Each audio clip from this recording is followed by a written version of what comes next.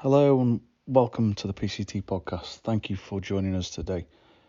Well, 14 episodes. We didn't think we'd get this far. Over 1,500 views, over 2,000 listens on the podcast stores. Well, your support has been amazing. You do not want to miss this episode. We catch up with Luke Garrard, Boreham Wood manager. Absolute gold dust. Don't forget to subscribe, drop us a 5-star rating, and share our content. Enjoy. So on today's PCT podcast, we are joined by Boreham Wood manager Luke Garrard, who's going to speak about his journey to date and also becoming the youngest manager across the 5 leagues. Good evening, Luke. How are you? Very well, thank you, mate. Thanks for having me on board. Fantastic. Thank you for taking time out of your family life to come and speak to us. How are you finding lockdown at the minute? We spoke just previously off air. I'm loving it. I have to say, I know it sounds funny.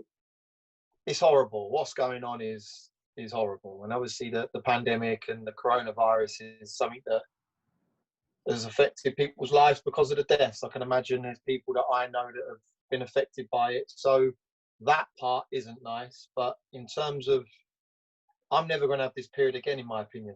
I'm never going to have 8 to 9 weeks with my 2 kids and my wife. And I'm along the lines of you have to embrace things like that. So I'm fully embracing this period and yeah, being as active as I possibly can coming onto things like this to keep me engaged as much as helping and assisting with information that your viewers might take on board.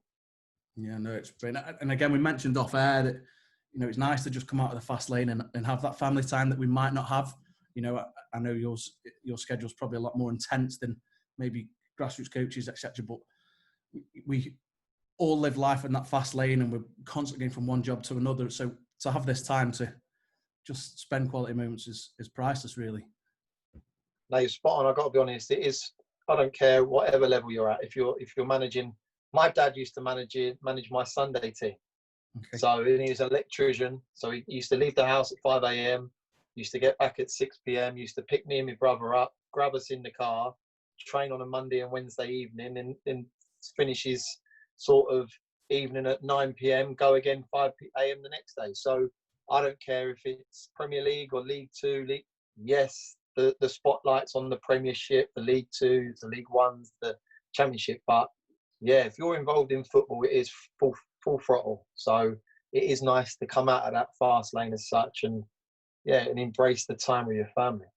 Fantastic. How are you keeping yourself sort of busy during obviously this time? You've gone from such a hectic life and being so involved within the football club to nothing. I'd say nothing, but slightly less intense. How are you keeping yourself busy? So my job, I combine the first team role at Boreham Wood with the academy. So I'm like the head of football in terms of overseeing the 16 to 19s program we have within the BW Pace Academy and also the first team. So for me at the minute, the first team's taking a back burner.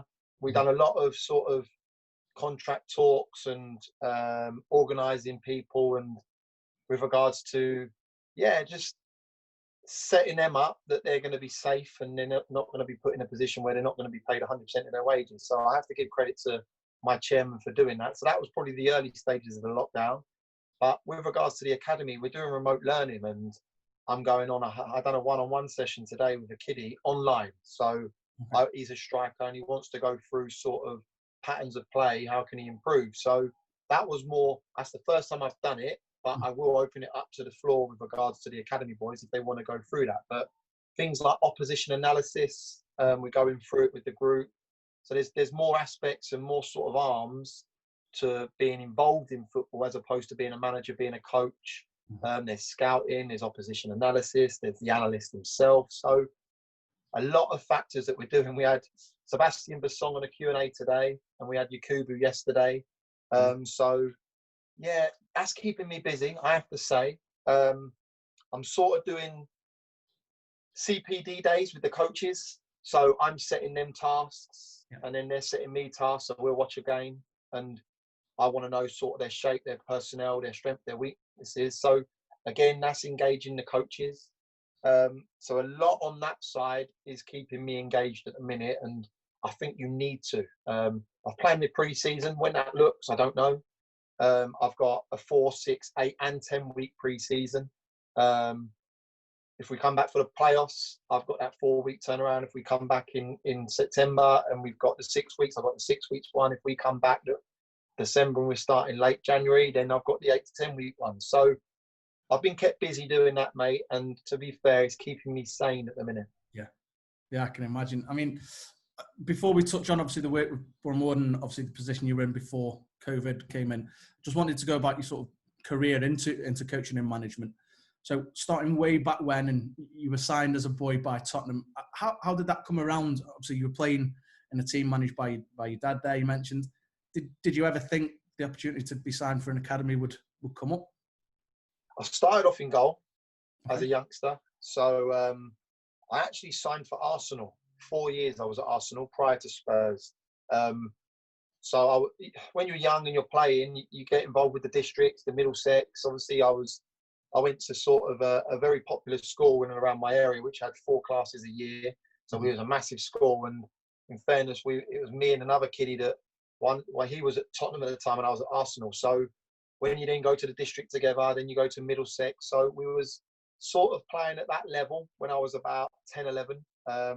Played in a Predator Cup for the district, which then I got scouted by Arsenal. I'm an Arsenal man. I'm an avid Arsenal supporter, and so is my dad. So the opportunity to go there was immense. I got coached by Paul Davis, Dermot Drummy, some very, very good coaches there. And then 4 years in, we was going to do an education program with a school called Hines Park, where you'd combine your education and your football. And it was like, the amount of contact time you'd get was superb. You'd have a training in the morning. They'd pick you up from a location close to your house. Then you go and train in the morning, do your education, train in the afternoon, do your education, do positional specific stuff later on in the evening. So the contact time was superb. So I thought, as a 12, 13-year-old, it's a brilliant opportunity. Academically, I was okay. So I would have been okay in terms of Hines Park and limiting my sort of school time. And then they pulled it.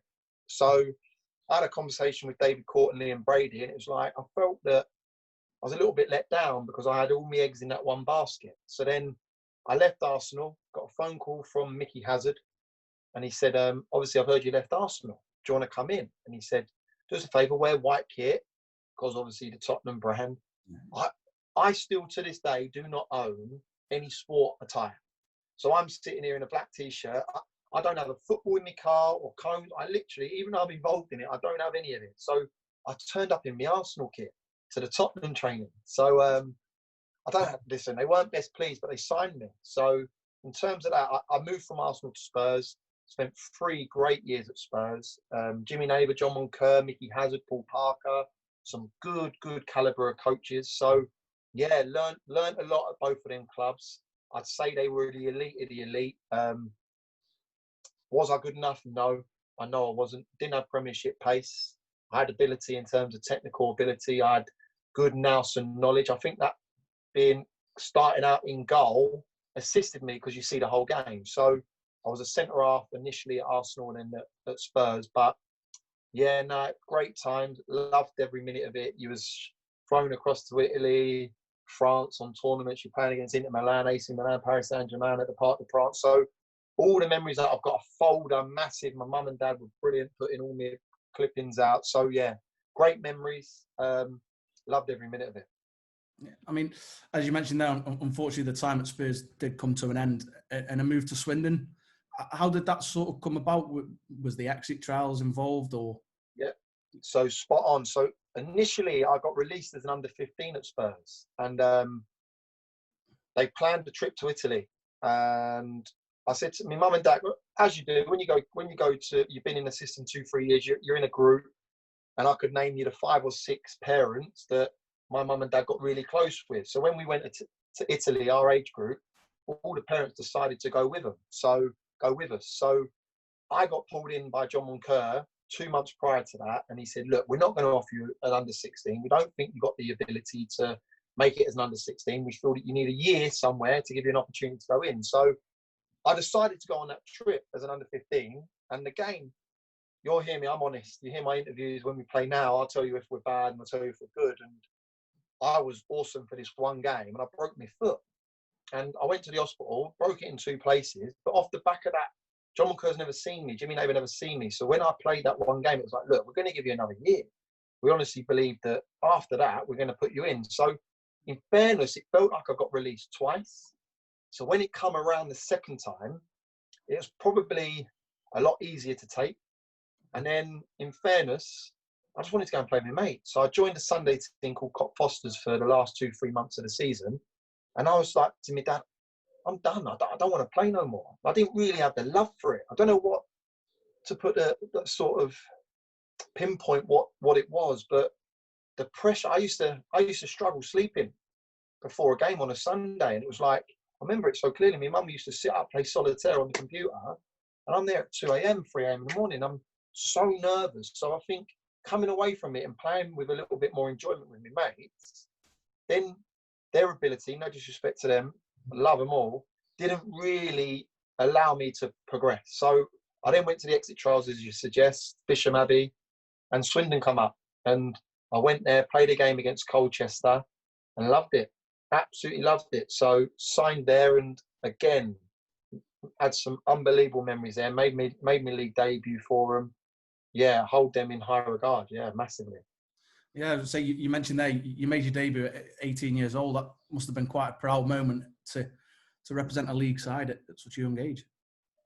Yeah, it was against Oldham. Come on at centre mid. We were 4-0 down, and the gaffers turned around, Andy King, and he said, "Look, go on, go and enjoy yourself for 15 minutes." And then from that sort of first year, I then went and made a sprinkling of appearances. Then the second year, made another 10 to 12, and then in the third year, to be fair, played at Sheffield Wednesday, Bradford, played Leeds in the Cup and away at Brentford. So, yeah, loved it. I have to say, I've got out my door there, I've got a whole sort of walkway of shirts, and I've got 4 Swindon shirts on there that, yeah, massive. To have your name on the back of the shirt is pretty impressive. So no one can take that away from you. Yeah, no, great.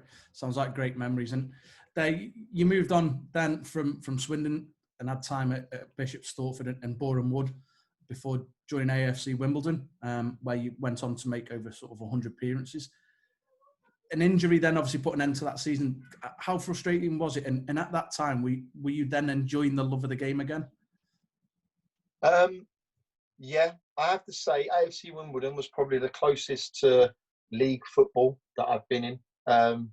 I know it's a silly thing. I said in the podcast yesterday that I turned up to sign. It was the smelling of the onions and the burgers cooking and the programme. And normally when you go to a non-league club, there might be a handful of people there. There was about 1,500 people, 1,800 people there.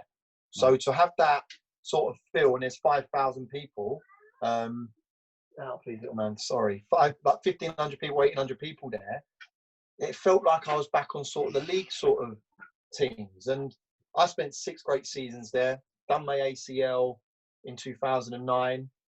But this shows the measure of the team or the club.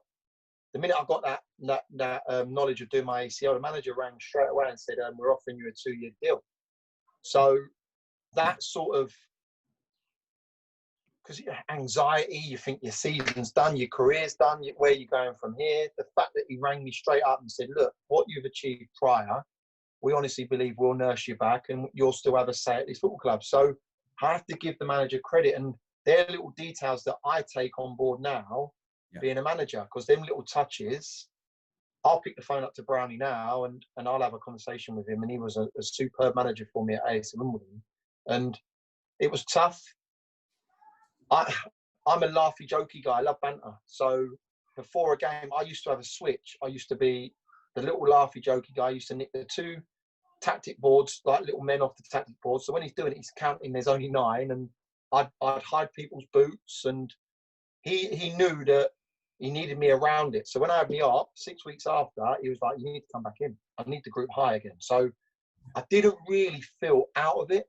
Okay. So in terms of, I weren't going out and playing in that perimeter in terms of the 11v11, but before I was right in amongst it. At half time, I was G'ing people up, and afterwards, it was celebrating the win. So in fairness, my time there, I loved it. And I speak to all the players now, and I speak to all the fans now, and I have a lot of time for AFC, a lot of time. And from there, sort of 2010, you rejoined Boreham Wood and making nearly 150 appearances for the club. And then the assistant manager role came up. How was that transition, and what was the reason to stop playing at such a young age? So I started at Boreham Wood when I was at AFC early 2005, 2006. I joined Boreham Wood, part of their coaching department, so the BW Pace Academy. So I would have been a sessional coach as such, going in, doing an hour and a half session, and going home. So there was an affiliation with the club initially. I had the opportunity to join another National League club, but I just come back from my ACL and I wanted to play. So the opportunity to go back to Boreham Wood initially was brilliant. We won the league. Well, we got promoted that year, and then I've gone in and played 2 seasons purely as a player. I was still coaching within the academy. At this stage now, I was the academy manager. And then there was a change in the management team. And I've got to be honest, the chairman obviously felt that the continuity of promoting from within, I sort of know the club. I've been there now 8, 9 years prior. So the identity of what's wanted, the ethos, the sort of beliefs of the club, it's been instilled in me. So I got the opportunity to become the assistant manager. Tough because we'd sort of have to deliver the session, but also I was still heavily playing. Yeah. So the balance between playing and coaching was tough. So myself and this other fella, Mario Noto, who was the first team coach, we'd set the session up and I'd say, look, I'll do this for 12 minutes. Then when I take the next session, you do it. So theoretically, out of an hour and a half, we're probably only getting about half hour each. So the discipline to maintain our fitness away from it was spot on, but you could sort of feel the transition going into coaching was more where I wanted to be. So the latter stages of that, when we started to get, well, we got out of the National South, I played the first part of the season, and then in fairness, the second part, we've recruited probably better, 100% better. And I then fundamentally stopped training. And that was at 29. Young, very young. Do I miss it?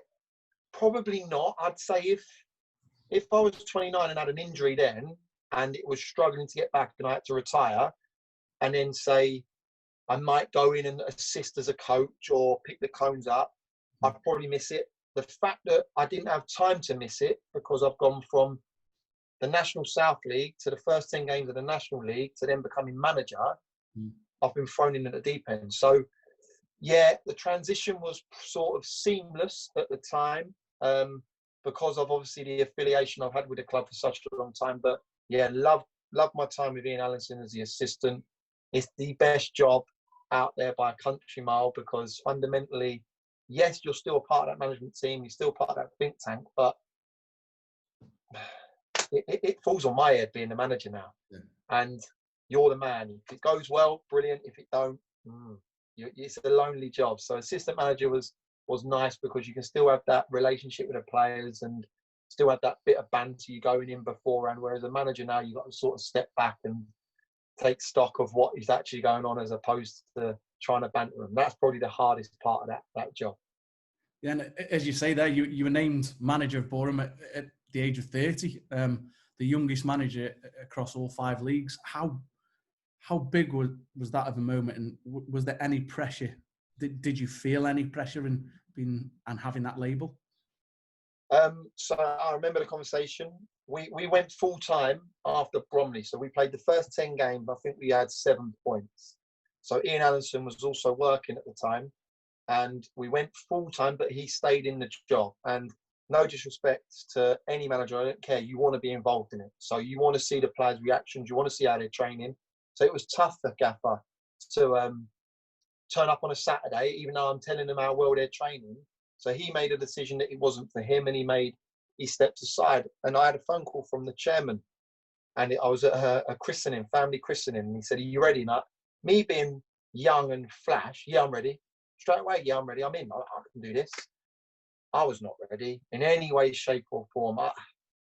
I believed in what I could deliver on. I believed in my methods 100%. But that first year, I love my family. If anyone follows me on Instagram or any social media platforms, they're the forefront of my page. And you see, I do a load with them. I adore them. I was probably the worst husband and father. I was father to one at the time because I took it home. Yeah. So when you say pressure, it was suffocating because we was in the National League and it was our first year. We were flirting with 19th, 20th, 21st, 22nd. And yeah, I hate failure. I hate it. And I deem it was on my shoulders. And I needed to ensure that I needed to get this right. And it was I needed to kind of probably share that burden slightly. But yeah, it was horrible. And that's why I adore my wife so much, because if I was her, if I'd finish a game, Martin, and if we'd lost, I'm going pub. Because I know that my mates ain't going to ask me questions because they know me. If they want to leave me for 5 minutes, they'll leave me for 5 minutes because I'm probably looking to the abyss because what could I have done wrong or better, or why did that go wrong? So yeah, it was that first year was suffocating. The last 3 games of that, I probably enjoyed 15 minutes of that season, and that was at Welling after the 75th minute when we're 3-0 up and we know we're safe. So yeah, not easy. Not easy. I'm going to rank that as probably one of my top 3 achievements to stay in the level because of the personnel we had within the dressing room, and I'm not being disrespectful to them in any way, shape or form. It was our first year in there, and yeah, I learned a lot about myself, the level, and where we needed to improve. Yeah, I mean, a bit of a personal question as such. Did you at that age, at the age of 30, face any challenges from players who were maybe either the same age or older than you? Was there anything there that you had to deal with? The toughest thing was probably the way I had Danny Woodard, who was older, Ricky Shakes, that was older. I'm going to say Joe DeVera, that I know of around the area. They were fantastic. The problem I had to an extent was the squad that had played with me previously. And they weren't disrespectful, but it was, I've gone from going out on nights out with them, going on trips to Marbella with them, being one of the boys, to now calling me gaffer.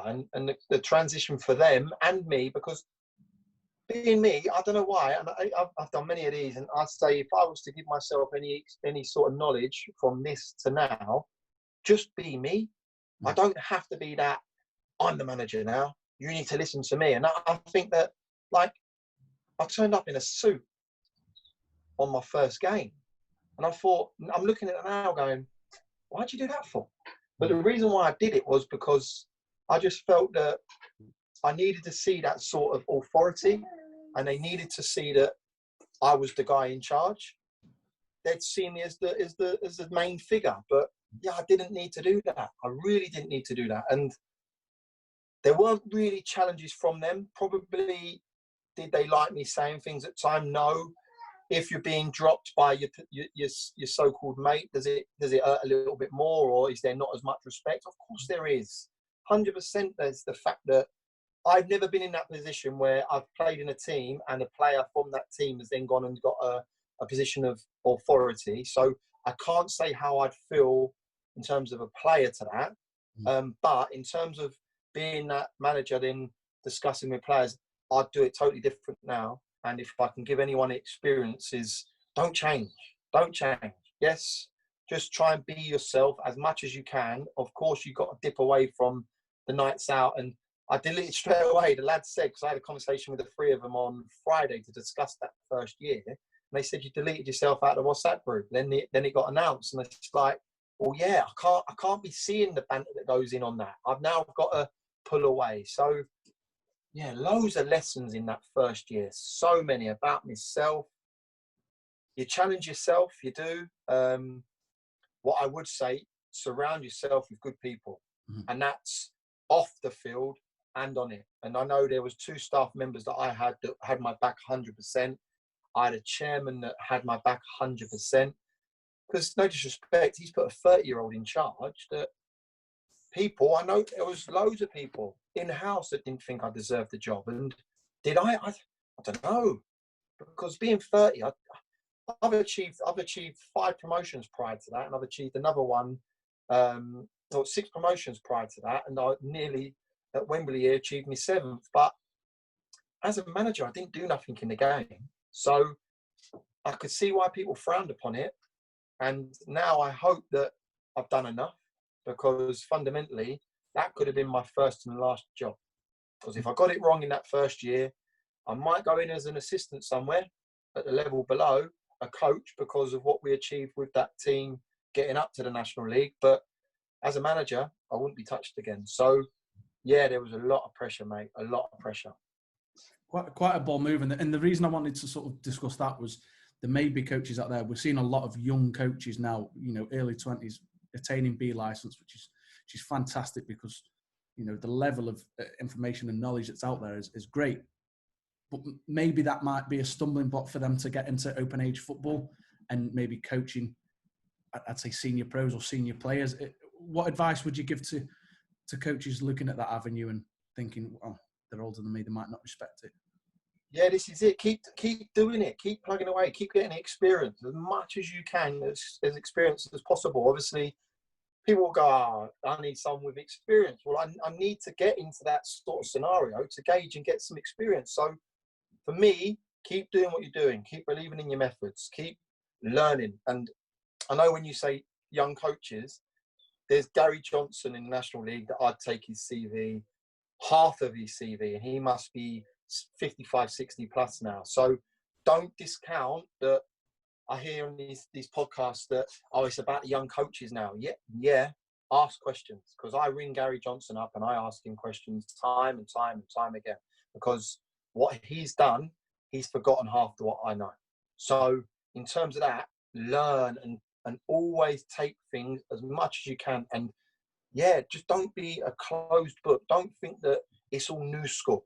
Yes, it is going that way with all the sports science and all these tablets now with regards to that, yeah, and probably the older generation will struggle because of the sort of bits that they can utilize with regards to tactics boards on this and all these bits. But in terms of learn, ask questions.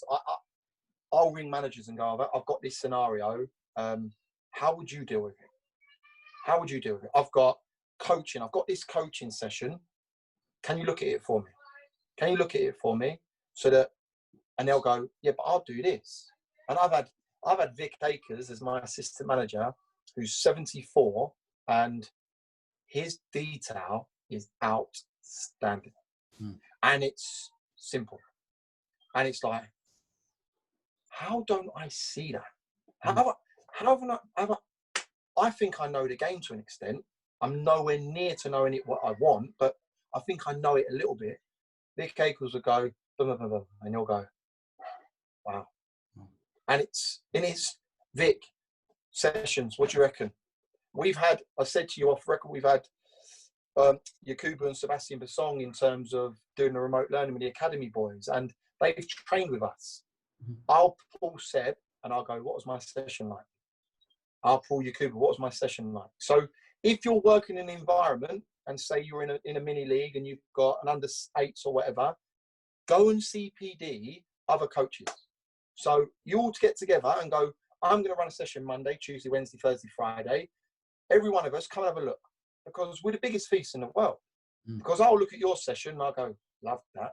And I'll manipulate it in favour of what my points I want. So yeah, information's power. Information is massively in power. Keep plugging away. Look at Dan Cowley, who's Huddersfield manager. Yeah. And he was at Concord in the lower levels. He was combining that with a PE teacher with his brother, and they kept working at their craft and their craft and their craft. And I spoke to him 2 weeks ago, as I do, because I want questions and ask. And I said, what have you changed from when you started at Concord? Nothing. Why? Because I believe in my methods and I believe in my beliefs. Yes, the personnel are better and you evolve to what your environment allowing you to evolve to, but my beliefs maintain the same. So yeah, ask questions. Keep plugging away. Keep plugging away.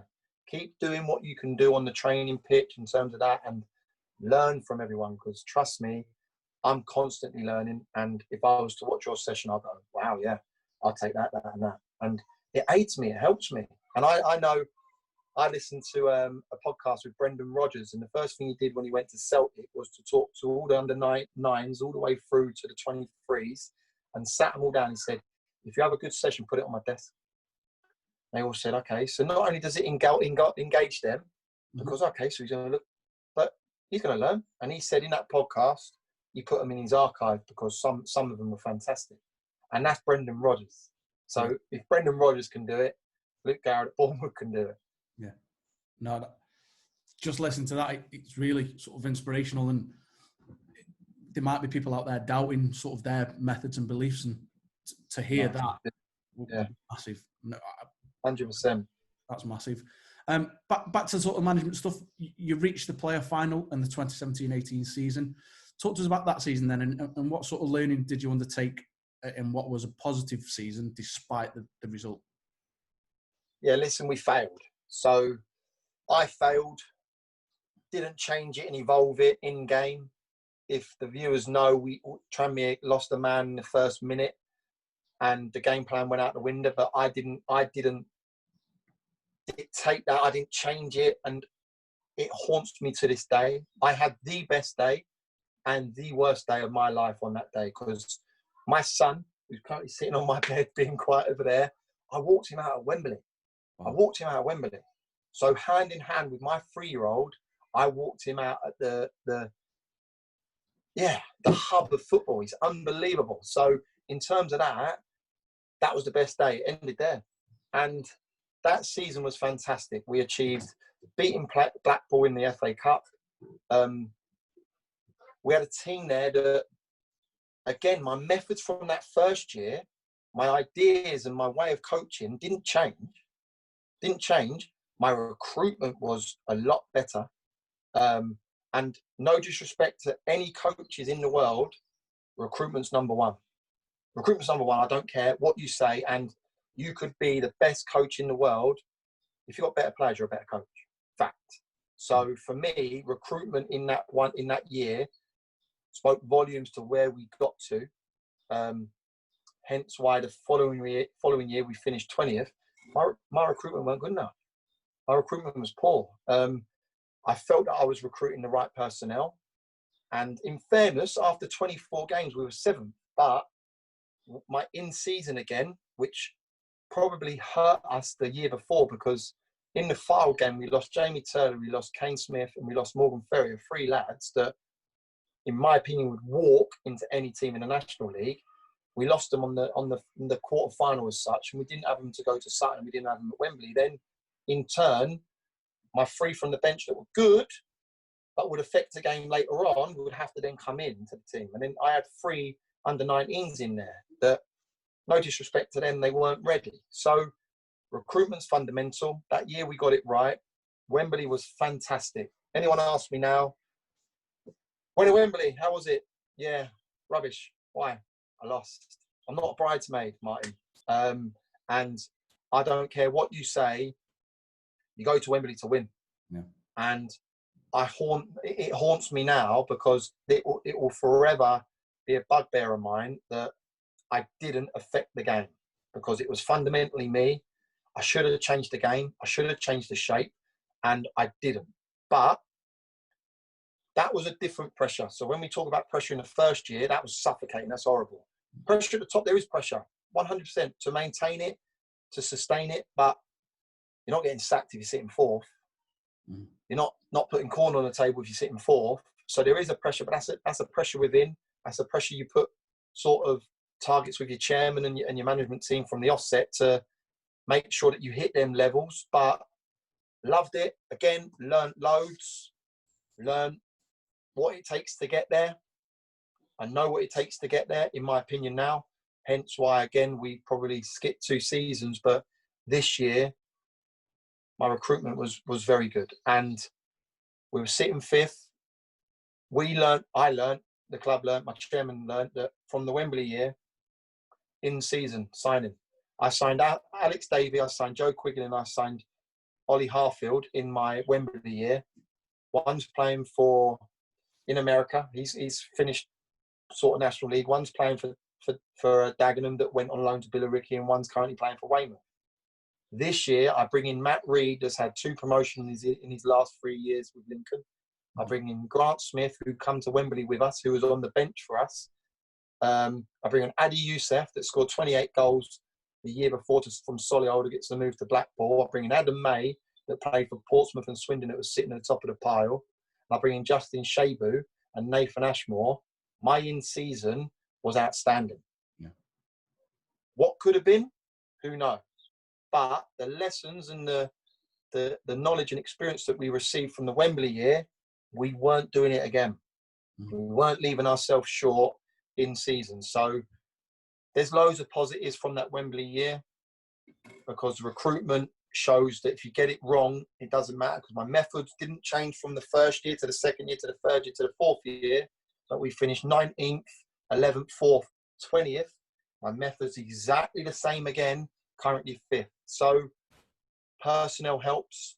It does help. But yeah, loads to learn, mate. Loads to learn. I mean, you mentioned that the following season didn't match up to, the heights that you achieved the previous season. I was going to ask what the cause was. You've mentioned there that, recruitment maybe wasn't quite right. How much of a hangover was left within the club, and maybe yourself as manager, and can that have an effect in the club? Yeah. Speaking from myself, I haven't got over it. And that year, I say I haven't got over it. Of course I have, because I need to. That first 4 or 5 months, when the EFL League 2 play on the Saturday, League 1 play their final on the Sunday, and then the Championship play their final on the Monday. And it was at Wembley. I couldn't watch it. I literally could not watch seeing the arch. I couldn't see I couldn't watch it. So that was hurting. Everyone that I signed, I compared to the previous year. So we lost Grant Smith, and I brought in Ryan Huddart, and I was like, well, why need Grant Smith? Why need Grant Smith? And that was my hang-up, and I needed to get over that. And this year, it was sort of a clean slate for me. It was sort of, I brought in 8 additional players, 8 already in the building that had previously taken us to Wembley. Yes, they was a party of the 20th, but okay, let's all say that year did have a hang-up. Yes, that did have an effect on us, that we've gone and finished 20th. And now, come on, let's have another go. Let's have another go. Let's see if we got enough. And for me, the question I asked in the off-season when we offered new deals was, have you got it in you to go again? Because we was hurt in the year before. We finished 20th. And to be fair, the likes of the Tom Champions, the Mark Ricketts, the Kieran Mertens, Dave Stevens, Kane Smith again, now obviously missed the year because of his ACL's come back, Sorba Thomas, they've given me everything, given that football club everything. So, yeah, I have to say there probably was a hangover.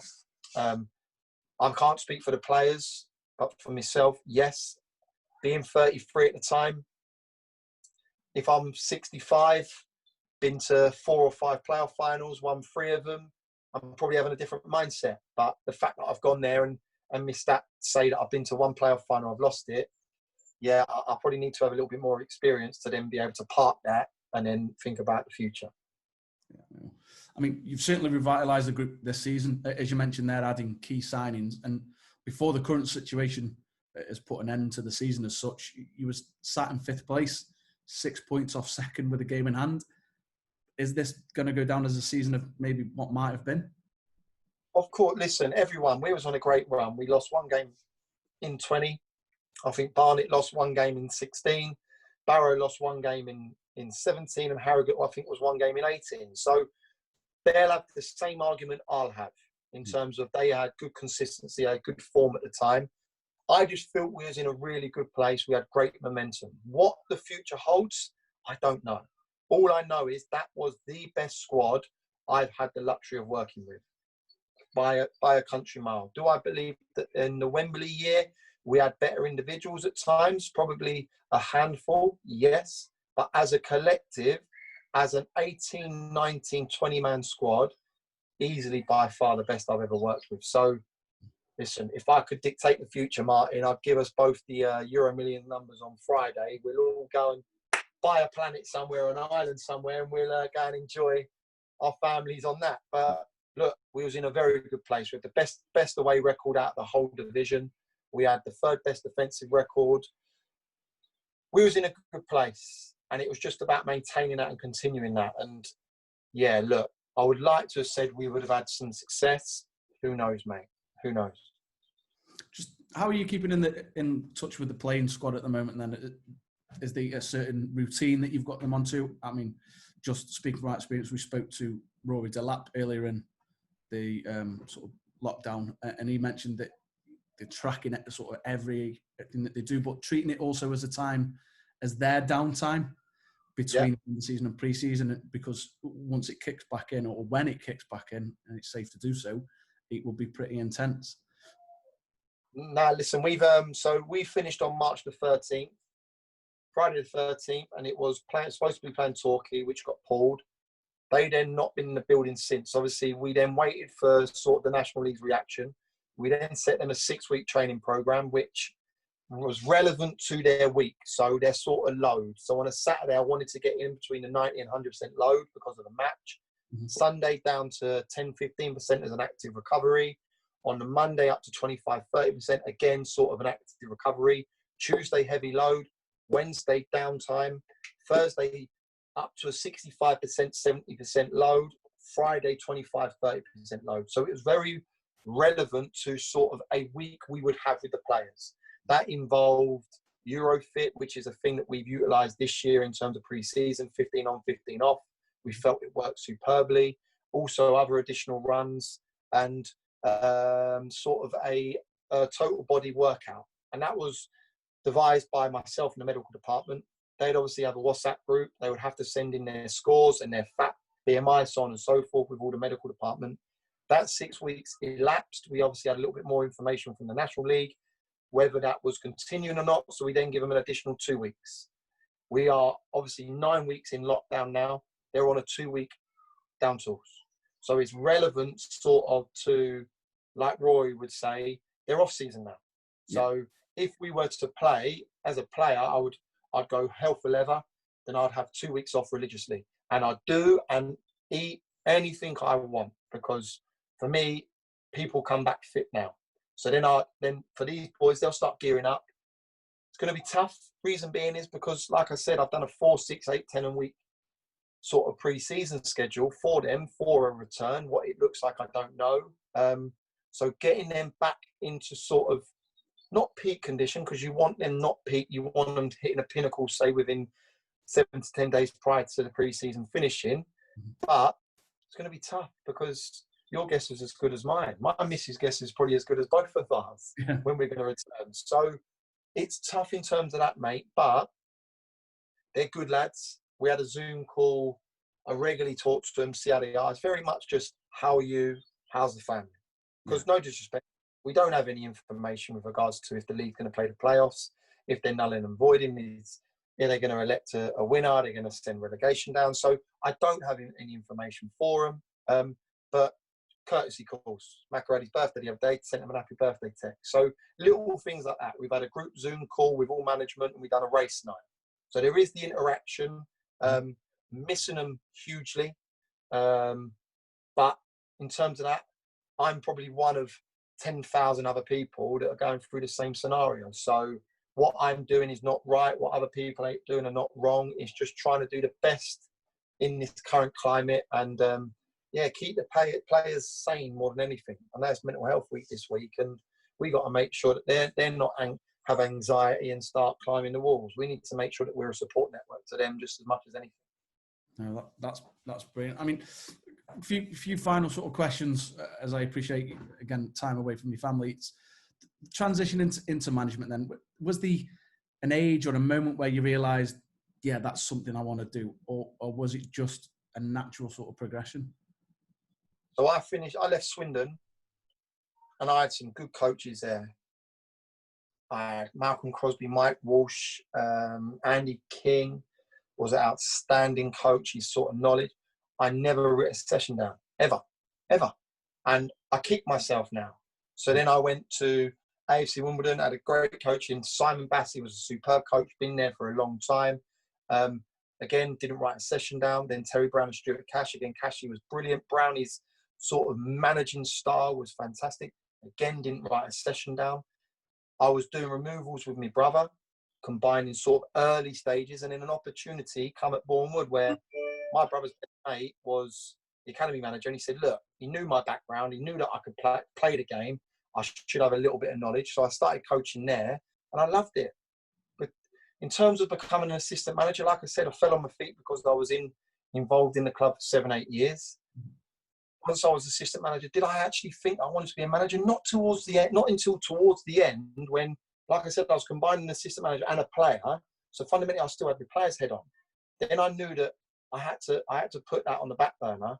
That half of the season in the National South, yeah, I started to believe I wanted to be a manager. And I have to say, out of the two, I prefer being a manager. Much prefer it. I like trying to solve conundrums. I like if I see I like seeing a shape and going, how am I going to affect that?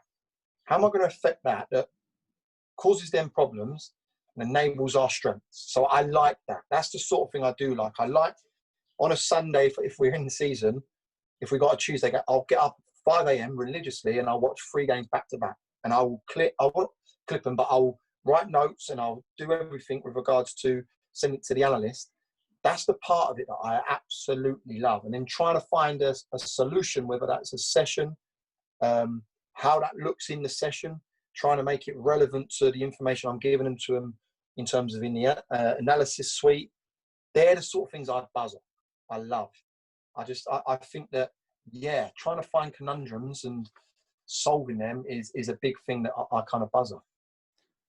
So to further that, to any aspiring coaches, managers, whatever age, who were listening, how much did you learn and how invaluable was it being an assistant before becoming a manager? Loads. I never got it wrong. Never got it wrong. So whereas like you'd say things and say, I do this, and it went wrong, it's on his head. And it sounds so horrible, but in fairness to Ian, the gaffer, he was amazing. He was a manager, and there's coaches and then there's managers. So Ian knew that his strength wasn't coaching, or he could coach easy, put a session on, not a problem. His strength was managing. So he allowed me and Mario to make mistakes, to try things. And I have to say, probably because of the relationship me and Mario had with the chairman, it was a lot easier for Ian to do that. And I call him Gaffer still. I ring him up and I'm like, how you doing, Gaffer? And I have such a rapport with him. He's unbelievable friends with the chairman. So the relationship throughout was brilliant. And as an assistant, yeah, it's not on your head. You do learn things, you see things, and you can take a backward step because fundamentally he's holding court. He's the one that's delivering that message. And you can go, I'd take that. I wouldn't take that. No, I like that. So, yeah, again, I learned so much. And I've learned from managers that I've played for how not to do it. Mm. So when I now look back and go, I wouldn't have done that. Like when Brownie, I said, when I done my ACL, Brownie rang me and went, we're offering you a 2-year deal. And as a player, I was like, I want to run for a brick wall for you. Yeah. When I get back after this injury, you've just picked the phone up and rang me and told me and give me the assurance that I'm getting 2 years worth of money. You're paying for my art. Yeah, when I get back, Brownie, I'm telling you now, Brownie, you've got my backing. So them little details I think are massive. He could have left it.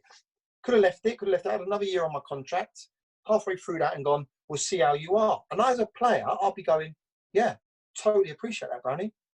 The fact that he didn't and gone 2-year deal, I thought, yeah, I'd run through a brick wall for him now because of it. Because I thought the respect I've got for him, so the details and little things, massive.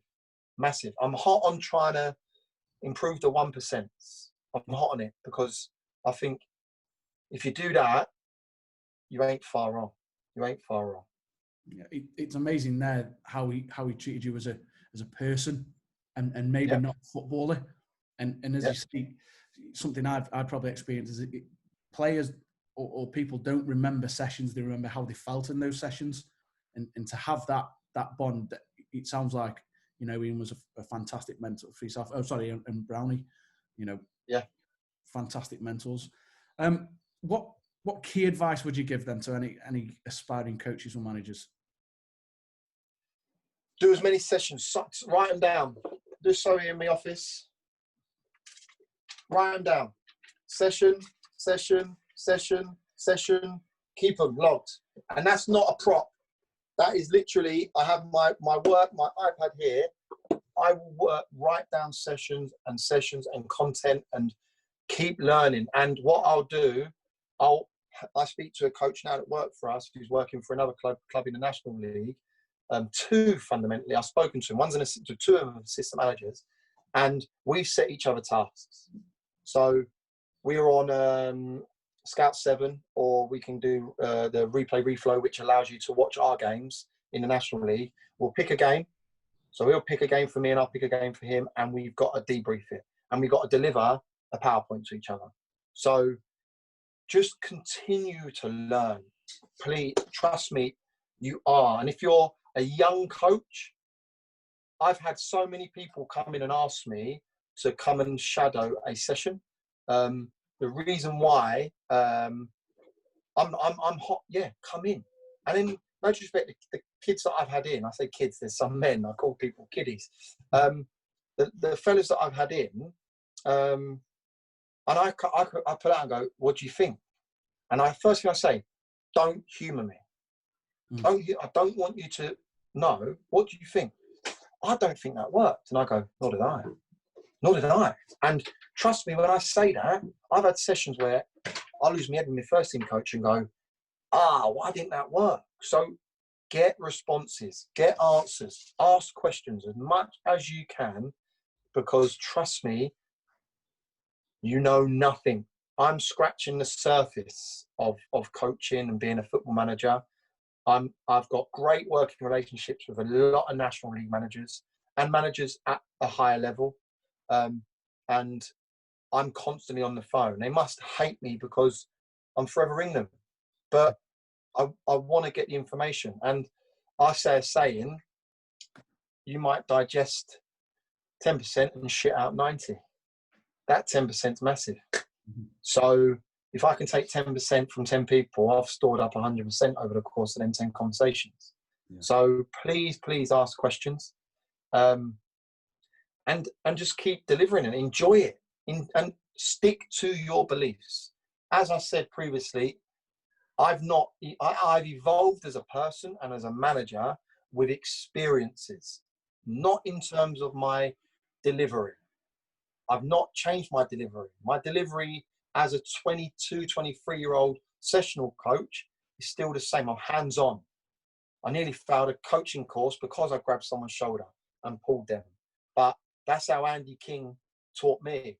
Mm-hmm. Where are you going, son? No, you get here. That's how I was taught. Obviously, that's not what you want as a 7, 8-year-old. I get it. And I don't do it to 7, 8-year-olds. I do it to grown men. But yeah, just keep learning, keep evolving, keep doing what you're doing, and stick to your beliefs. Because trust me, you'll progress, and you will, and you will, and you will. Read, learn as much as you can. I'd never listened to a podcast in my whole time, 34 years, never. In this period, I go cycle every morning, and I've got Footballer's Mindset. I've got Gary Canine, which is talking about all the podcasts and setting environments and all them things.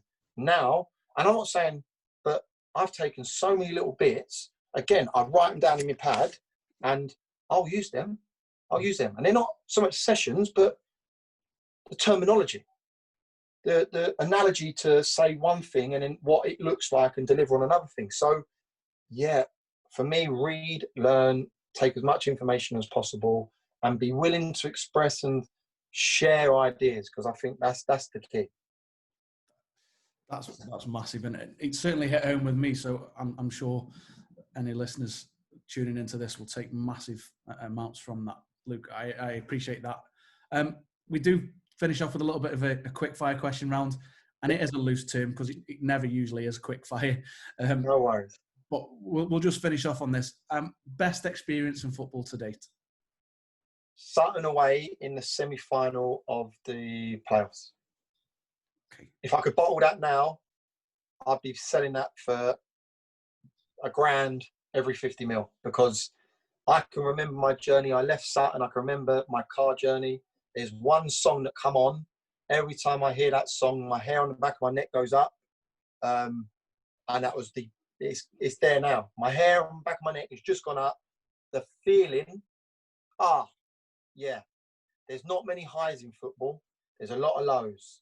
So that Sutton game, for me, outstanding. Mega. I think I've seen footage of that as well. Yeah. And I think you quoted it on social media of the moment you realise you're walking your boy out at Wembley. Yeah. Magic. Best friend in football? Mario Noto, Daryl McMahon. Two very good lads, worked very close. Done my badges with Macca, worked heavily with Mazza at the BW Pace Academy, was his best man at his wedding. And yeah, we're all close mates. Great lads, love them. Toughest opponent as a player or manager?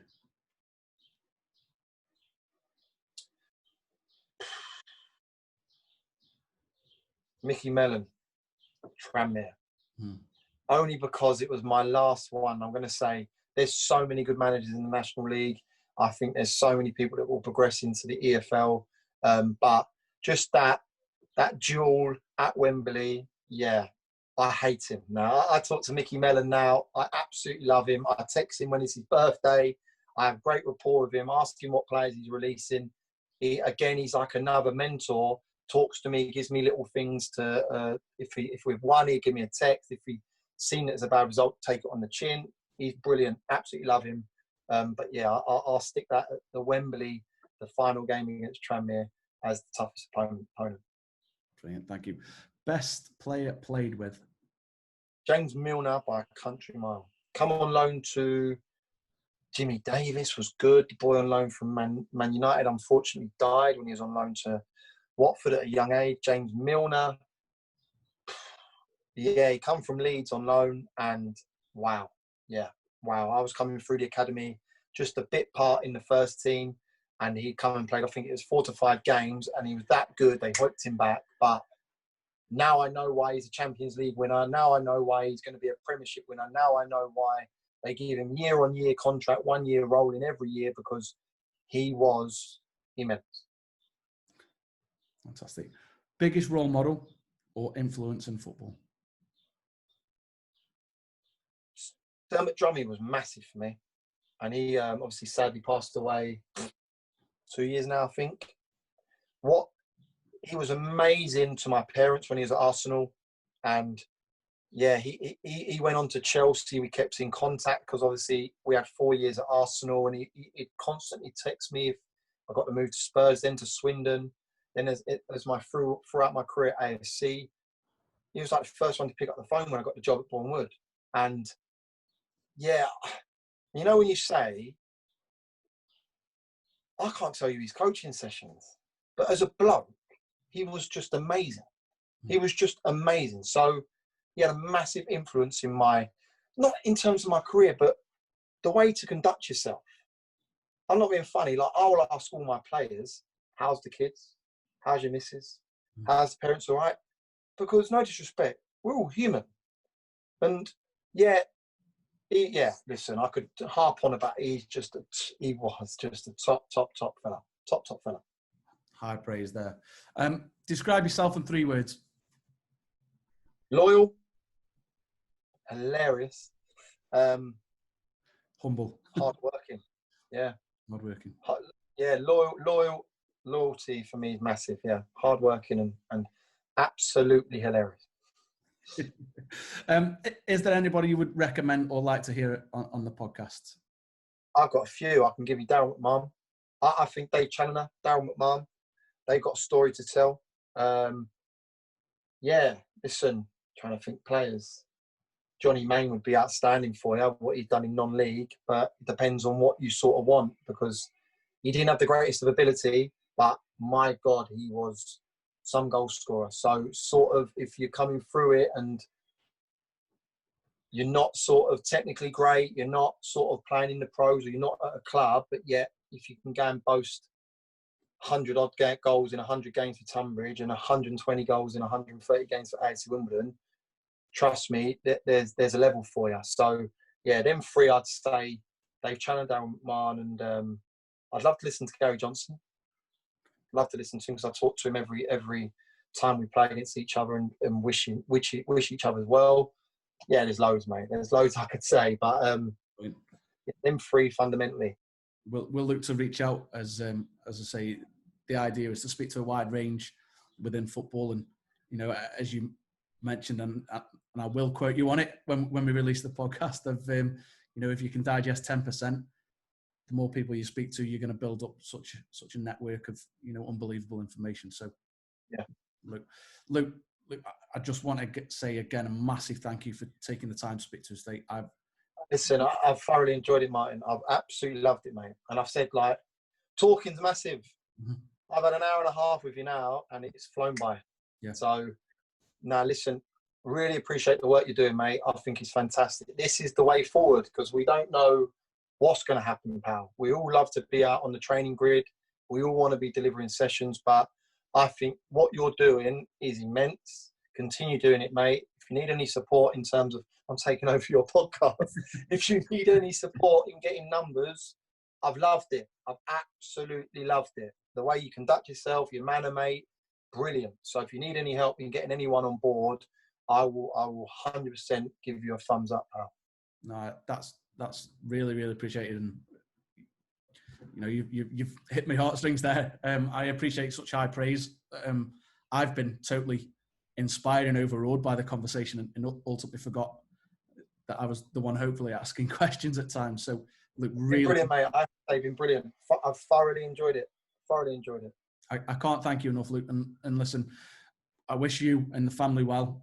I hope you stay safe during this time. And when it's safe to do so, I wish you and all the staff and players at Boreham Wood well when it resumes.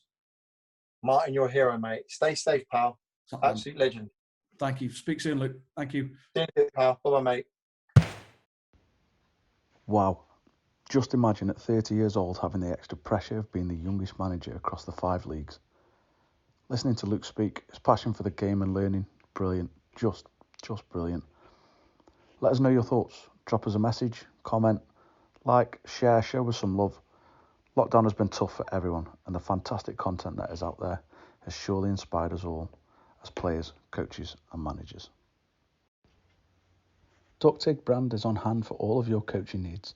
Whether it be to plan sessions or take notes whilst observing games, DuckTig are able to cover all of your needs. Use the discount code Irvine20 at checkout to receive a discount.